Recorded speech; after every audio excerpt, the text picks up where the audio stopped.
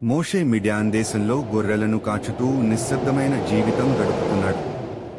ఒకరోజు పర్వతం దగ్గర గొర్రెలను తీసుకెళ్తూ ఉండగా అతను ఒక అద్భుతం చూశాడు.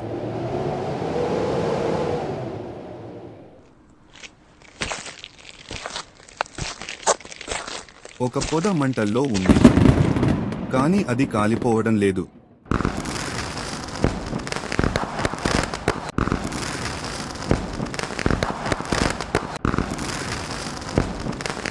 మోషే దగ్గరకు వెళ్లగానే దేవుని స్వరం వినిపించింది. మోషే, నీ చెప్పులు తీసేయి, ఇది పవిత్రమైన స్థలం.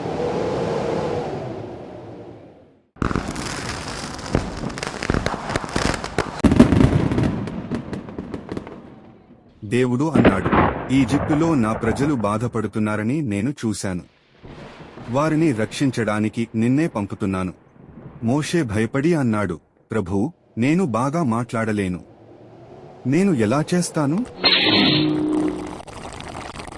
దేవుడు సమాధానం ఇచ్చాడు, నేను నీతో ఉంటాను. నీ సోదరుడు అహరోను సహాయం చేస్తాడు.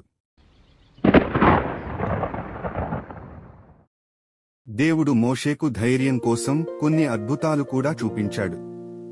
అతని కర్ర పాము అయింది, అతని చెయ్యి రోగంతో తెల్లబడింది, మళ్లీ స్వస్థపడింది. చివరికి మోషే విధేయతతో తల వంచాడు. కర్రను తీసుకుని పర్వతం దిగాడు. దేవుని ప్రజలను రక్షించే ప్రయాణం మొదలైంది.